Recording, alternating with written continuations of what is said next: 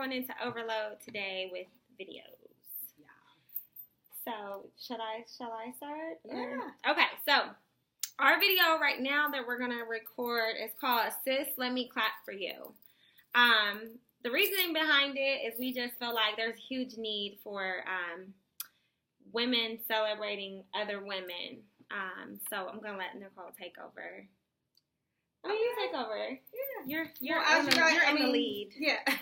Today. As you guys, hopefully you all know at this point, the She Code, the biggest thing is the women's empowerment, right? And so, one of the things that we talk about a lot is like the importance of women being celebratory of each other. So Ashley, we've talked about these things. What are some of the challenges you faced with some female? So Ashley shared with me that she was like standoffish with me when she first met me. That's what I'll start with. So she was standoffish with me when she first met me. She didn't trust me for a multitude of reasons. And so I don't know if I said that part. I'm exaggerating. I was standoffish. Let me tell why. I was standoffish. Number one, a lot of it had to do with me. I've always had this, like, I don't trust females type of deal. But I got a very cold introduction to Nicole from another female who we both learned later was not in the best place to celebrate other women. So my introduction to Nicole initially was not the best. What was the introduction? We were like teams against each other. We were the only two minority female managers in our community district type of thing of where we were working. And so we were introduced and kind of initially pinned against one another from the beginning. So my introduction was almost like, now you're probably not going to really like her very much because, so it was like once somebody tells you that, you're already like, ooh, okay. And then when I first met Nicole, she was kind of reserved. Very reserved. Which I feel like typically, I don't know, it depends on the environment, but I'm typically a little bit more like, hi, but Nicole was just kind of like, hey, how are you? And I was like, okay then, girl. So it was that sort of thing. So I was a little bit reserved initially.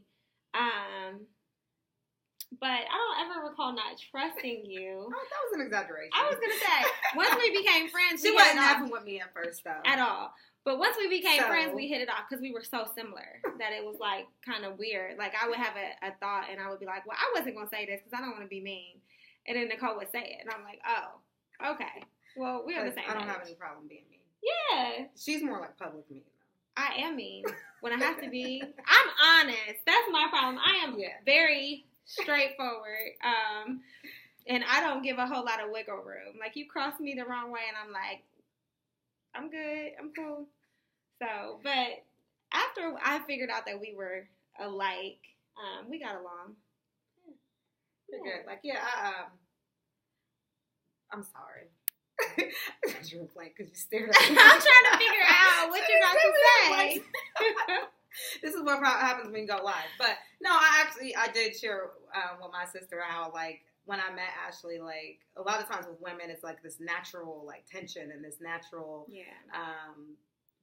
underlying problem with each other. And I remember telling my sister, like, I'm glad I'm not one of those women because Ashley is an amazing person.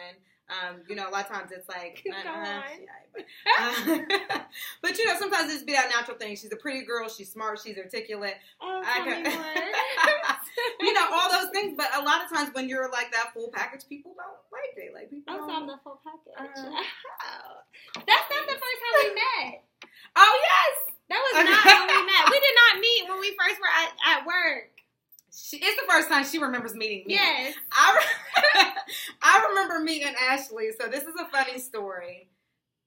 I don't know if I want to share it because this is almost like contradictory. This is our fam. This is almost like contradictory to what I'm about to talk about, but that's okay. So, anyway, you've grown. That was years ago. Yeah, and I wasn't really. Yes, so you're a different person. So I met her. I was shopping at BB one day, and we're in Columbus. There's a lot of like wonderful women, right? But I went in BB, and I was like, man, I left. I go home and I tell my boyfriend at the time, I'm like, there's this girl at BB. I was like, I don't think I've ever felt jealousy before. I was like, I don't know. Like, I'm not used to feeling jealous. I was like, but I just felt some type of like weirdness when I met her. And I was like, probably because she's just so smart. She would seem so articulate. She's pretty. I was like, I don't know. It was something about her that I really, I don't know. Like, it made me feel some type of way. But I remember being so cognizant of it because I never like really, it wasn't even like a jealousy, like, oh, I don't like her. But it was just this, it probably was a little bit more of like, if I look back on it, maybe like, oh, wow, another, a girl that has like, she's smart, she's nice, she's pretty, like all those things. And for some people that can be a little intimidating. I think it's important for us as women to, when you feel that, to recognize that it's not, it doesn't have to be a war. Yeah. It doesn't have to be a bad thing. It's more, and I think for me, that's what the realization I came to. I was talking through and I was like, I wasn't jealous. I was like, I guess it was just a little uncomfortable. And I think it's important for us as women to admit that sometimes it can be a little uncomfortable, but it's important to still celebrate each other, if that makes sense. And like, for sure. You connect with other people that are the bomb, right? That's what you're supposed to. Yeah. But so you asked, what were you asking me? I know, but you asked me something. What was it?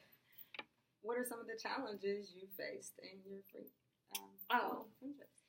Some of the challenges, okay. Well, I'll start with myself. A lot of the challenges that I faced early on started with me. I think sometimes as we're younger, we have that need to like have friends, like whether it's like in high school or college. You just want to have like that circle, like you want, not that you want to fit in, because I've never really been the type of person that's like, I want to fit in. But you want to have, like, a group of people around you. So I think sometimes you accept some stuff you probably shouldn't. You are part of some things you probably shouldn't be a part of. You allow people to not treat you the way you're used to. Like, people who know me know my family is the bomb. Like, I'm very close to my family. But I would accept people not treating me the way my family treated me. And I'm like, why am I accepting this? So I think that early on was a big thing for me. I'll be honest, now my problem is that I have such a good circle, like such a solid circle, that I'm like, you don't do this like her, so I don't understand this about you. Instead of just kind of embracing, like, people are like people love differently, people are friends differently. Yeah. So that's been a challenge for me overcoming, is like expecting people to treat me how I treat them or how I would treat them, or react how I would react to them. And then now that I have friends, like you, like my friend Tiff, I have friends now who are so much like me and how we love each other that it's like when somebody doesn't do that, I'm like, oh, I feel a way about it. So I'm trying to learn how to overcome that and just say, maybe she's not a bad friend, or maybe she's not like a hater. Maybe she just doesn't love the same way I love. So I know, I'm trying not to go. I'm trying to like keep it short. So what do you think? What's your challenge? I think for me, I've had multiple challenges, but I've always been a girl's girl. I'll say that. I've always had a bunch of friends, a bunch of beautiful, like most of my friends are beautiful women, smart women, all those things. So I've always been like the type of woman to embrace other women. Yeah. So I haven't had that challenge per se, but I will say that I'm one of those people that wants everyone to come with me. Yeah. Like, whatever it is, right? So, I want everyone to win, right? Sometimes that can surface as the wrong thing.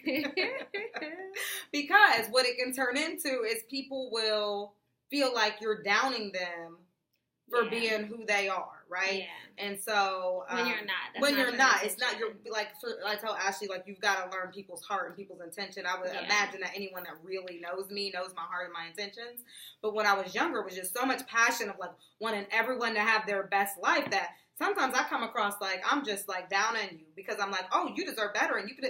Well, someone may not have those same goals and dreams that you have, and they're just okay with their mediocrity. Absolutely. And so I think that I created some issues or some problems with some of my friends, and it might be defined, or I may have perceived it, oh, like, they're just mad because I'm doing this, and they're not. No, they're just mad because you're trying to make them live your life. And so that is something that I had to come to grips with and get a little bit more mature about and say, this is my story. This is my life. These are the things I want for me. Now, in the event that you decide you want some of these things, let's go together.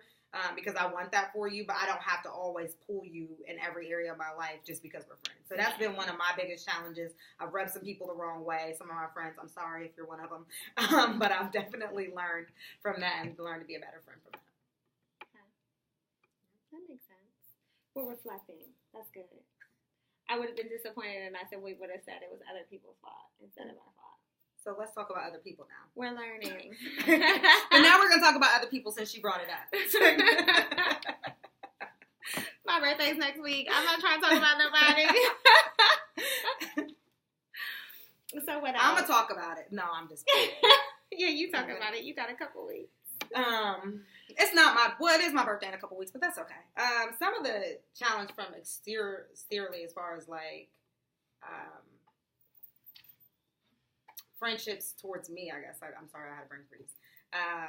Would be like really having people, and I would say now I feel like it's a lot different. Mm-hmm. But I think one of the struggles that I have had is people being supportive of me, like really like showing up, being there at important events, and being like showing that the things like to my point earlier, these are things that are important to me, and it's like.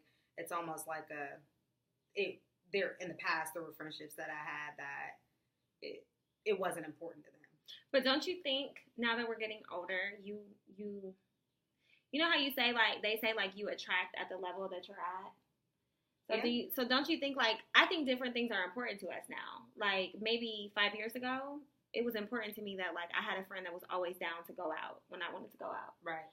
Or I had a friend that was down to travel when I wanted to travel. But now I think the things that I value in friendship are like, I'm starting a business. I need you to be the first person to buy a ticket. Yeah. Or I'm, feeling this certain way in my relationship. I need you to be there for me and for him. You know what I'm saying? My parent is sick, and I might need you to make a phone call to make sure I'm okay.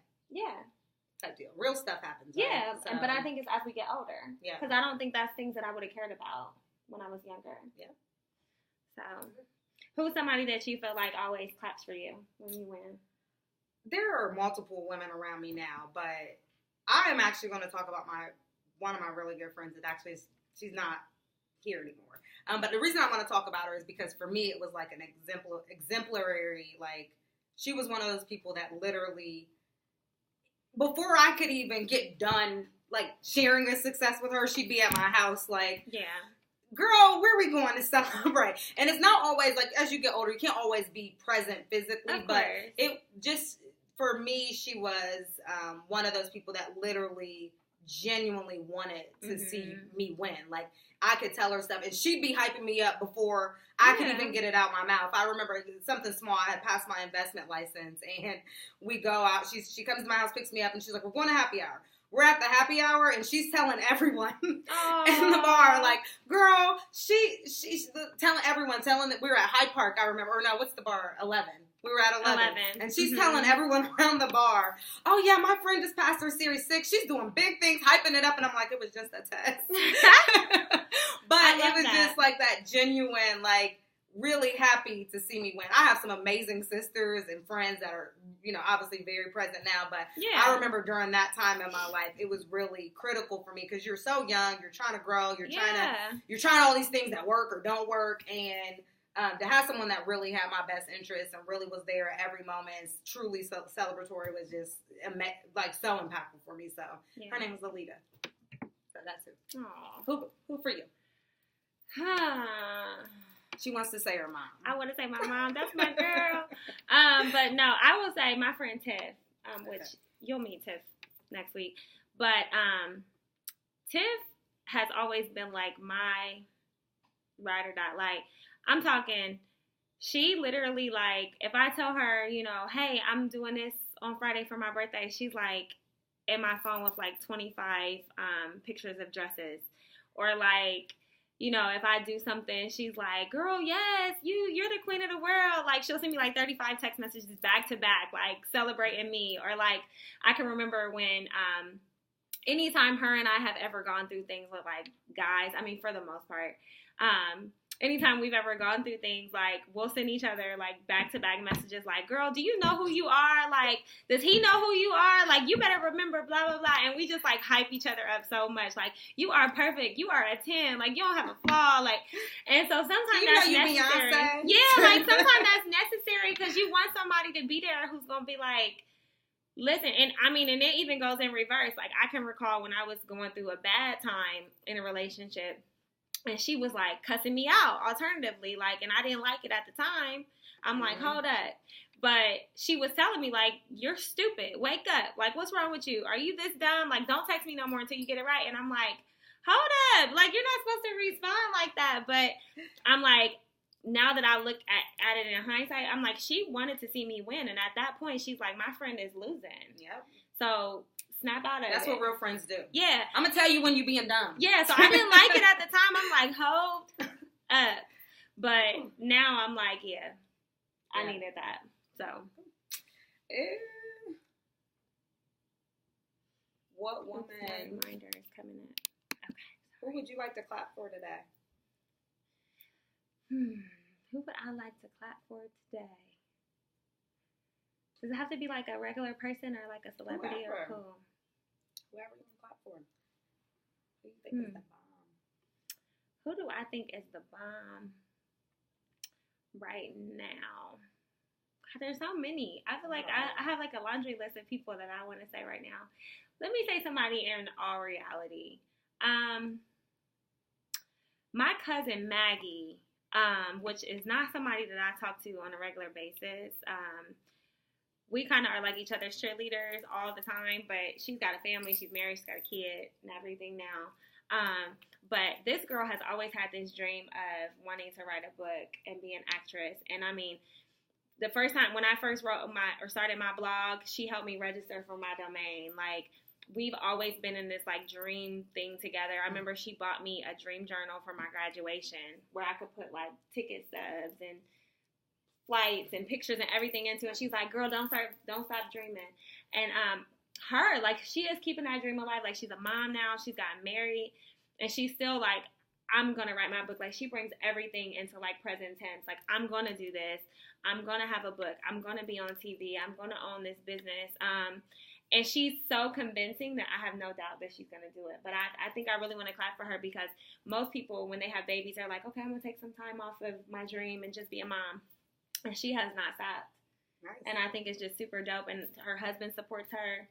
You know, she's keeping it going. And I think that's huge. What about you? I got people in my personal life, but I'll use someone, a name for now. I know this is probably so cliche. But she is my role model. Don't say Beyonce. No. Okay. She's not. Okay, I was about to say, hold on. Michelle Obama. I know it seems cliche, but like, she is the epitome of like a woman of strength to me. So a lot of times the stigma that we have with Black women, I'm just putting out there, all women, some women, no, all women. It's not just Black women. All women. It's a little worse in our community, but of course.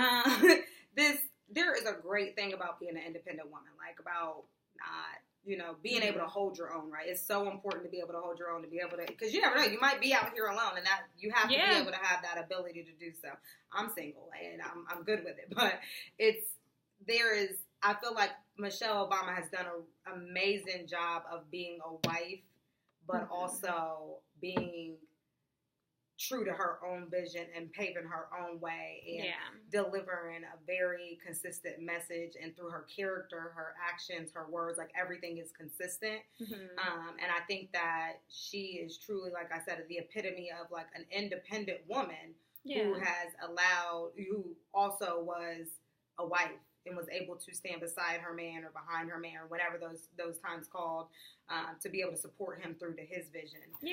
So I'm in deep admiration of her. I remember telling someone when Barack got elected, I said, I had faith in Barack because of the look in her eyes. Like, no joke, because I think that women, we hold in a lot of stuff, and if something wasn't right, you would have been able to see it in her eyes. But she looked at her husband in admiration, and I said, that's why I believe in him, because of her.